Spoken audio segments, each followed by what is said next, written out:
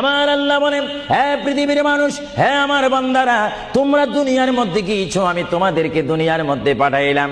পাঠাইবার পরে আমি জানি তোমরা অনেক অন্যায় পথে যাবে, অনেক কাজ করবে, যে কাজগুলোর মধ্যে তোমাদের গুনাহ হয়ে যাবে।